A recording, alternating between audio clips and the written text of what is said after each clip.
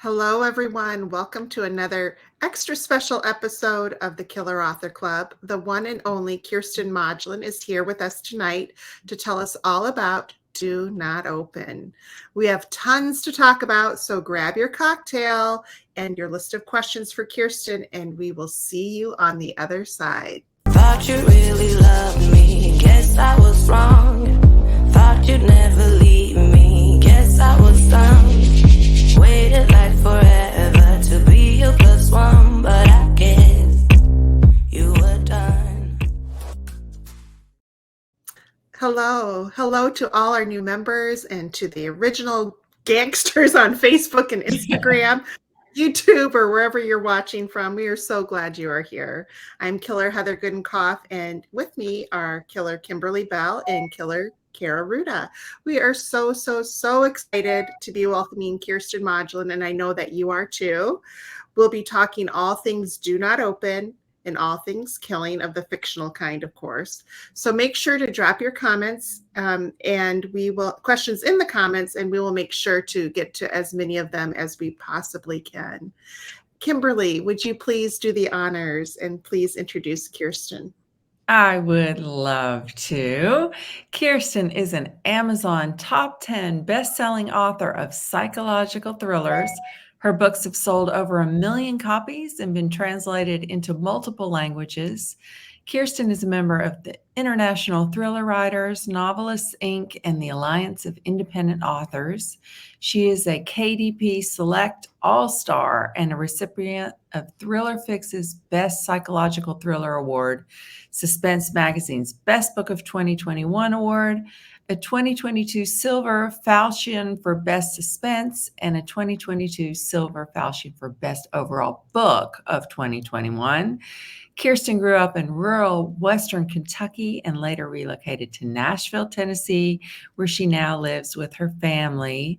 Her readers across the world lovingly refer to her as KMOD. A binge-watching expert, psychology fanatic, and indoor enthusiast, love that, Kiersten enjoys rainy days spent with her favorite people and evenings with her nose in a book. Congrats, Kiersten, and welcome. Thank you. Thank you guys for having me. I'm so excited to be here. We're so glad you're here. Too. And we are going to dive into the book Do Not Open in great detail in just a minute. So drop your questions in the comments.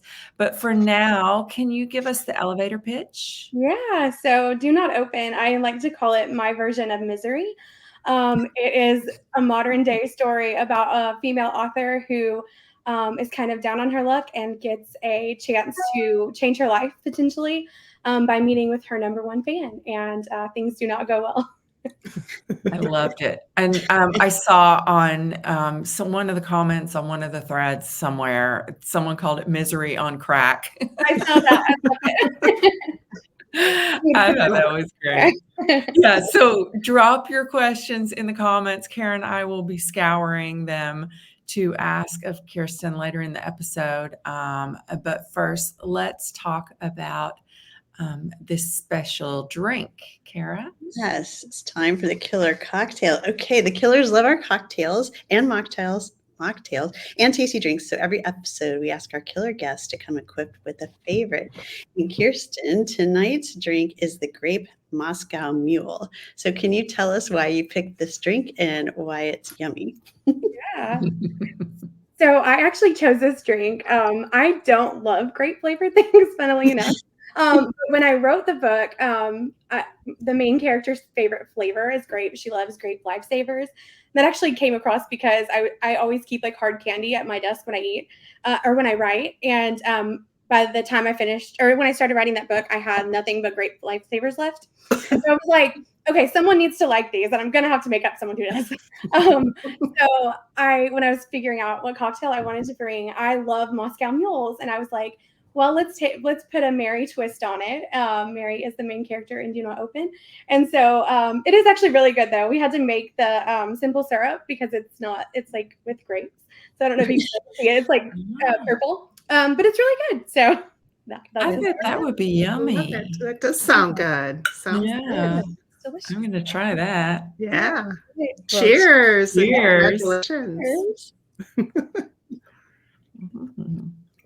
And we're going to talk more about the grape lifesavers a little bit later, I think, too. So great.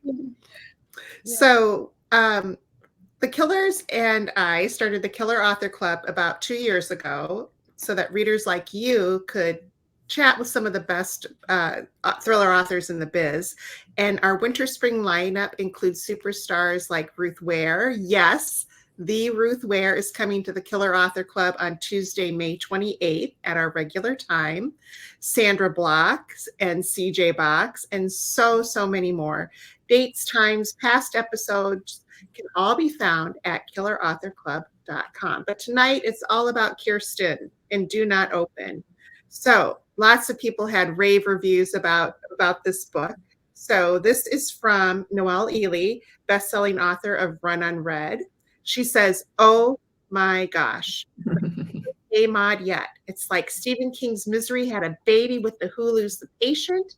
Here's master storyteller, and even the book's bleakest, most unflinching moments are treated so carefully that I always felt brave enough to keep reading." And then we have from Rob Sanborn, author of the Painted Soul series. He says, "Riveting, page-turning, heart-pounding. Nobody hooks readers better, and in this case, Modglin does it with a harpoon. A brilliant author at the top of her game." So, Kiersten, you are obviously a highly skilled killer. Know the answer to our killer question, which is, when do you kill? So I am a very diligent about my schedule killer. So I like to kill between the hours of like 8 and 5. I feel like that's a good time. Then I can have a quiet evening with my family. But yeah, I feel like killing is my day job, and I get to spend a good amount of time every day doing it. So it's a lot of I fun. love it. You get all the Day job. gore. Yeah, the gore and all the other like negative energy from, the thriller part of it out of the way so you can have a nice, calm, peaceful evening, right? Exactly. Kill, go home, wash your hands. Oh, You that's do your fabulous. business killing during the day, then you're all finished and ready for the evening. I like I love it. And I also love that you wrote this book in the daylight because I had to read it in the daylight. Yeah, I don't have a lot of books Scary. that scare me the way this one did, but I definitely did my writing during the day for this one. Yeah. Absolutely. Absolutely. And so, we meet Mary, first of all, and she is in a really, really bad place. She's an author, but she's in a really tough place at the beginning of the book. Where did she come from? Oh man. So I think Mary, I said at the end of the book, I kind of had like a note to the reader. Mhm. Mary comes from like the darkest parts of me, and I think a lot of my author friends. She's just, I mean, on top of dealing with a lot of personal stuff, just the creative part of her is so drained, and she's feeling really burnt out, and she can't find that muse. She can't get into writing. Which is, I think for so many of us, especially me, like that's been the one constant my entire life. That is what I go and do when I'm having a hard time. So I can't imagine not being able to do that when I'm having the hardest time. And so Mary was like that all the insecurities I have, but also she's like my greatest fear, I think, of hitting that moment where you just can't do it anymore. And some of my best books come from writing my greatest fears, so including this one. So yeah, she's a lot like me in a lot of ways. She's great. She's great. And she's so brave, which we'll talk about a little bit more down the road here as well. So, yeah. Have you ever received any weird messages from fans? Is that something that you have experience with? Yeah, I mean, most of my interactions with readers are amazing, but I've definitely had some ones that made me kind of step back and re-examine things. Especially in the beginning of my career, I was a lot more open than I even am now, and I still consider myself to be very transparent online. But when I first started publishing, my daughter wasn't born yet, and so like there were just a lot of things I didn't worry about as much as I do now, and so I think, like I mentioned, writing this book, there were a lot of fears that go into it, social media and interactions with readers. And, you just never know when you're going to kind of cross the line, especially as a woman in this industry, and especially a public figure who's a woman. Yeah, like I said, most of the interactions have been amazing, but there have definitely been some, and some that might have been totally harmless, but invitations places that you just don't know about, Yeah. Right. Yeah. I think it's a common thing, or not a common thing, but it's something that a lot of authors write about. I've written a book about it too. It's a weird thing to put yourself out there, and just and trust. Like, you hear so many stories, right? Yeah. That how badly it can go. And I mean, we put ourselves out there in a way that they know where we are. Like, Yeah. people can track us down if they really wanted to. And that's kind of a scary thing when your killer brain gets going, and, Yeah, we're in dark places all day, but it is, you're always told don't post your location until you leave, but then you go to a signing and you have to post your location. Yeah. So it's like, it's definitely a fine line to walk. Yeah. Yeah, and I think, as we write these dark, scary things, but I think writers in general, and thriller writers, we're such a nice bunch of people, and we trust, and we think of book people as all good people, because they're like us in that sense. So yeah, this character of Owen was. Oh, and I was going to say, let's talk about Owen, shall we? So where did Owen come from? Is he in Owen. Owen was definitely a culmination of a few people, either characters from other things or people that I know and have interacted with. Owen was terrifying. He's probably my scariest villain, because there's the quote in the beginning of the book from A Brothers Grimm, about, I don't know, one of you might have the exact quote, but it's a feather is not enough, I must have the whole bird. And Owen is that. It is, Mary has given him so much, and it's not enough. It's not enough until he gets exactly what he wants. And that, I think, is a terrifying person. And there are definitely people out there. And I think social media as a whole kind of feeds into that of there, you never can, give enough of yourself. Absolutely. Yeah. He's such a chameleon. Yes. And we learn more about him as the story goes on, and we learn, how he can shift into these different personas to get what he wants. Yeah. He definitely changes like a light switch, which I think is, I mean, I don't want to spoil anything, but the whole like run Mary in one of the very first scenes, like chills to this day, thinking about that scene. I mean, it just, he's terrifying. you guys? Yeah. That's when I was glad it was daylight. So, Lorraine asks, have you ever had any problems at a book signing? Like, crazy people are getting a little too close for comfort. No, not really. I mean, I would definitely say like, I'm a pretty private, quiet person. So there's been like different personalities that you have to kind of deal with, and embrace. And I love my readers and I'm so excited, but there's definitely been like those moments where you kind of have to realize that you're not the same. And I need my bubble and my space. And, so I don't know. I've always had, amazing readers. But yeah, I think most signings have been amazing. I'll say that. Yeah. So Catherine wants to know, do you in fact have a movie in the works?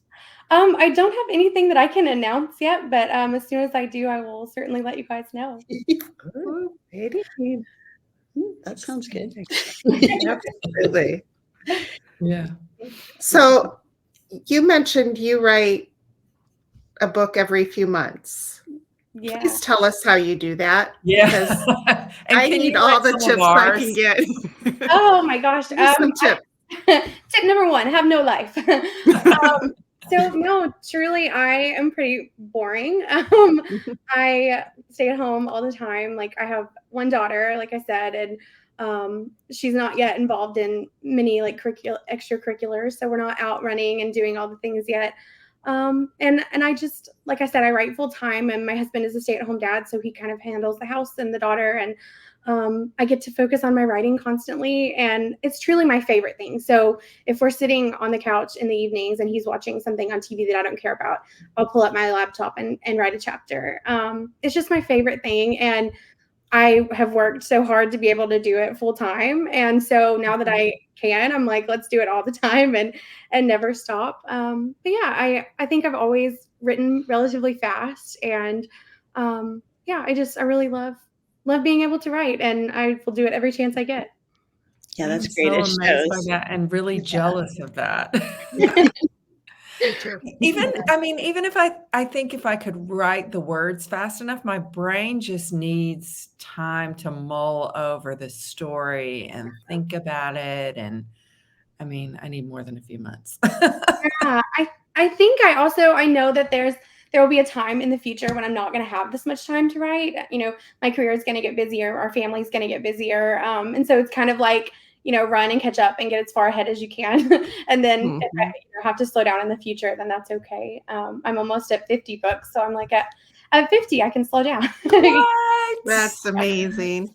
Oh, yeah. Amazing. Where do you get your ideas? Because it's just, where do you draw from? You know, so a lot of mine truly come from my deepest fears. I have a book that I wrote about terrible neighbors when I was house hunting. I have a lot of books about vacation houses that we've been to. I have one. We went to a cabin in Gatlinburg, and the entire wall was glass. And it was all windows, and my whole family was like, "This is so beautiful. We can see the woods." And I was like, "Nope, somebody's gonna come kill us. They're watching us." And so I turn everything into a horror movie in my head, and then I just turn that into a book. But then I also get ideas from, you know, other movies and books and news stories, and just I love to people watch and overhear conversations. And I keep an idea log on my phone, and so when it's time to just start a new story, I go pull it up, and it has at this point close to 100 ideas, I think. So it's pretty easy to just pull up and decide what I'm most excited about. That's amazing. That's amazing. I wish I was, I had a big pile of ideas to pull from. I seem to be a one idea at a time kind of gal. I don't know. It's fun. But I will say, like, sometimes I'll pull up ideas and I'll be like, kid gets, you know, kidnapped or whatever. And it's something really vague. And I'm like, I don't know where I was going with that. And, you know, I came up with this idea 2 years ago, and that doesn't sound very interesting now. So a lot of them have been on there for a very long time. So I don't know really how helpful it is, but it does. The languishing ideas. Yeah. You will never be a book. Do you plot out your books then so that you're able to plow through them? Okay. Yeah. So you're a plotter. A plotter. You and Kimberly.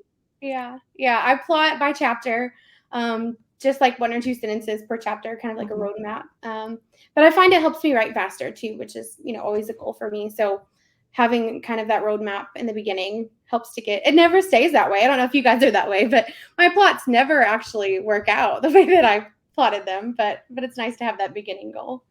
Mm-hmm. So how detailed are your plots then?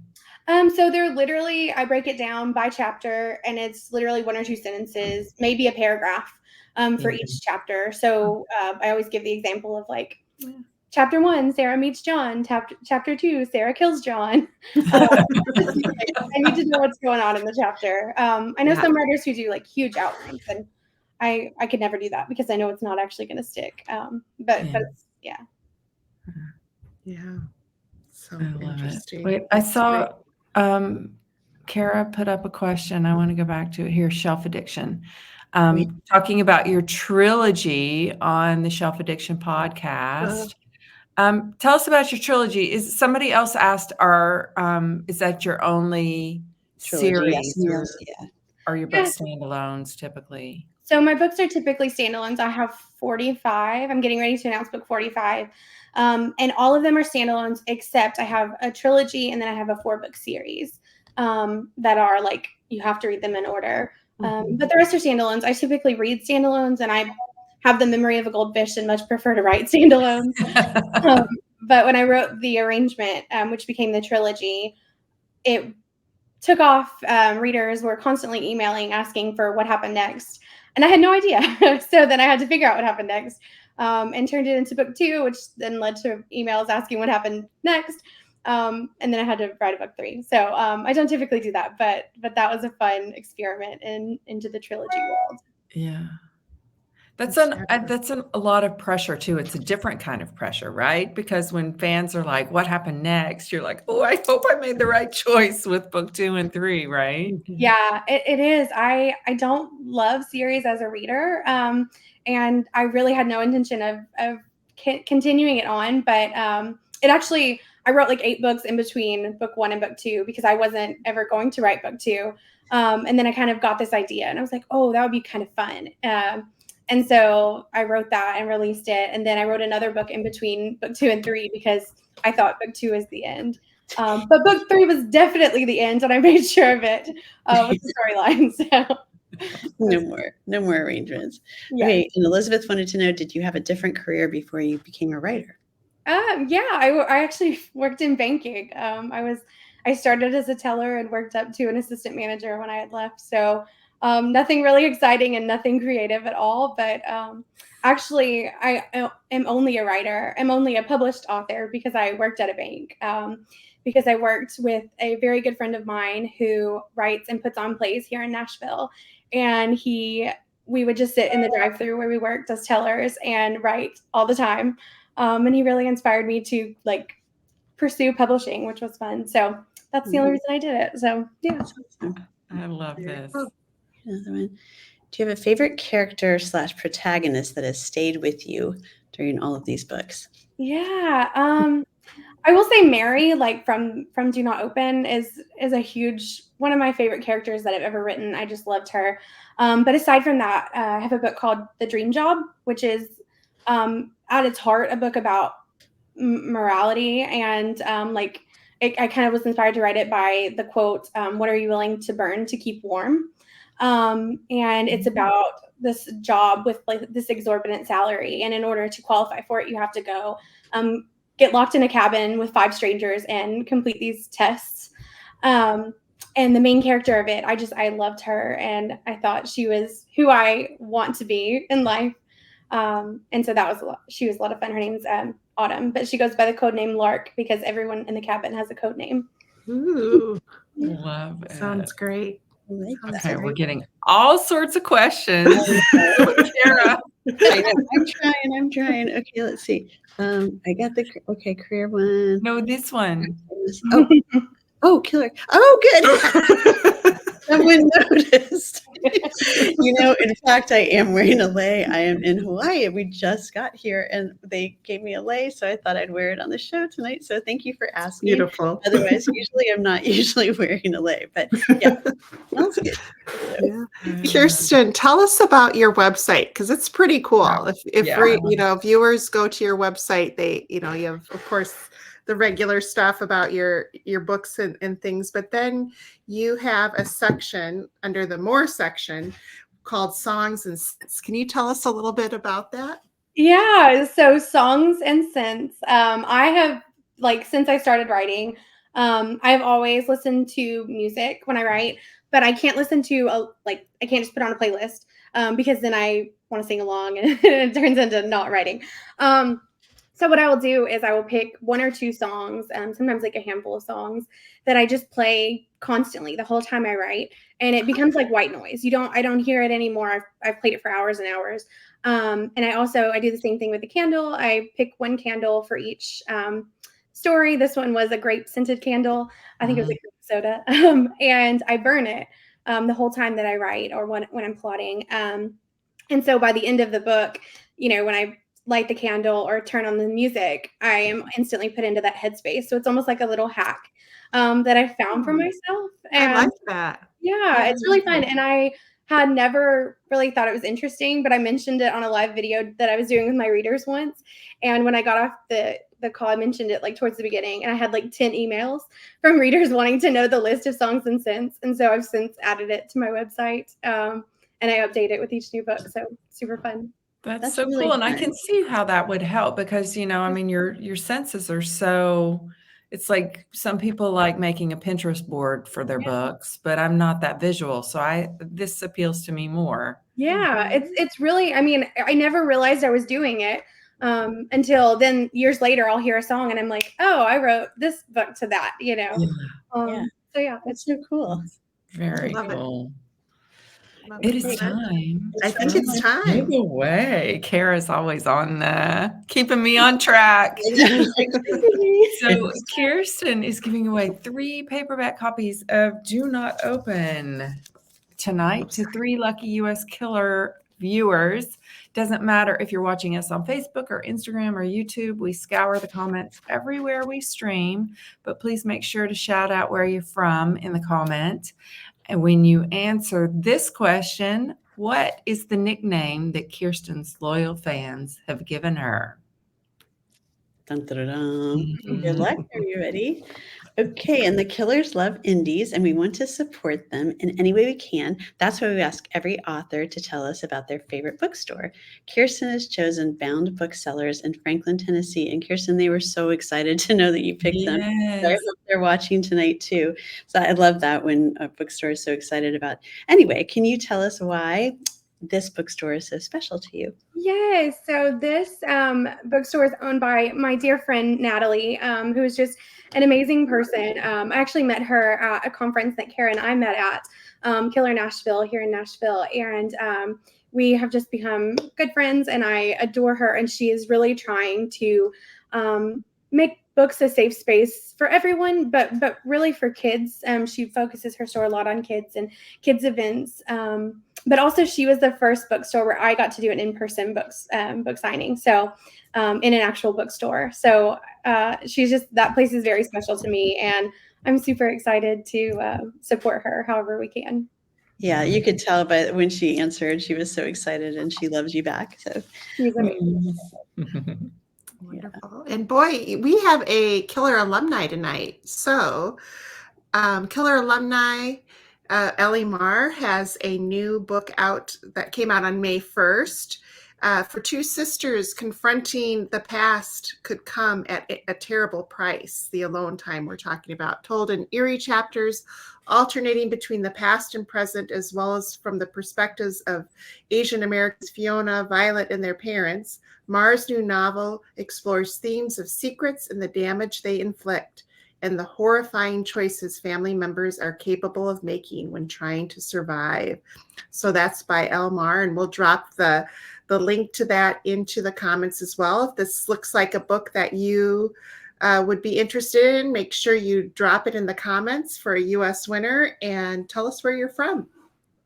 Love it. Yes. And we have another couple books we wanted to celebrate tonight because as much as we'd love to invite every amazing killer author to be featured on our shows, there are so many fantastic authors, and that means so many fantastic books to celebrate.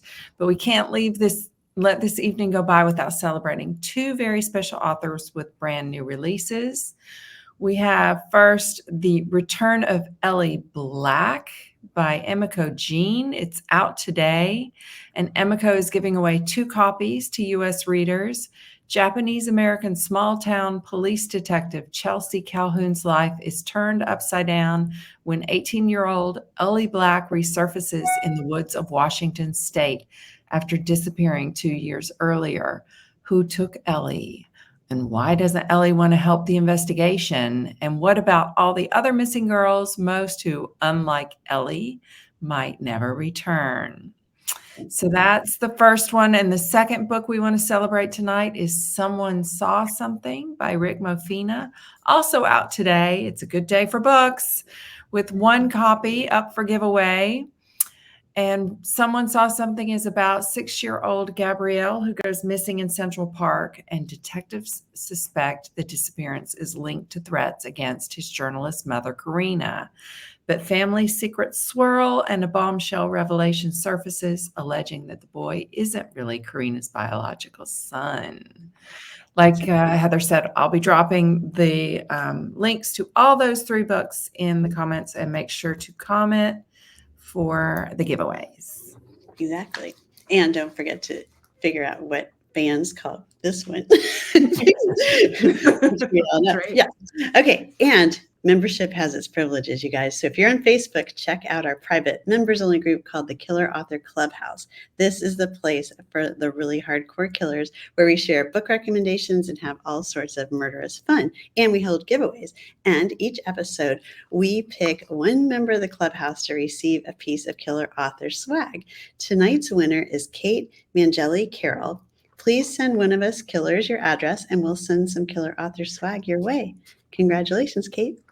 Whoop, whoop. Yes, congrats. And you know what? Congratulations to you, Killer Kiersten, because we are so pleased to tell you that you survived the Killer Author Club. Congratulations. We hope that you print this out and hang it in your office along with all your other awards.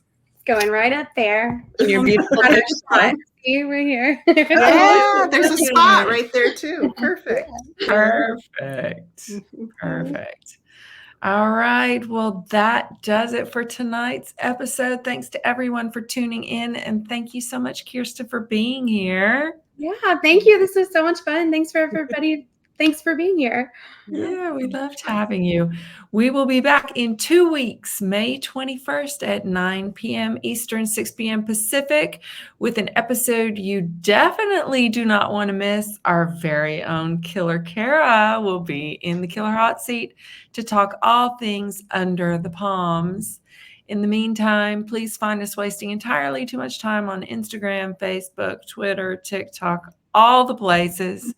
For all the information you need, times, upcoming schedule, past episodes, recipes, and merch, surf to killerauthorclub.com. Thanks for tuning in, guys. Thanks, Good night, everyone. everybody. Good night. I guess I'm a killer through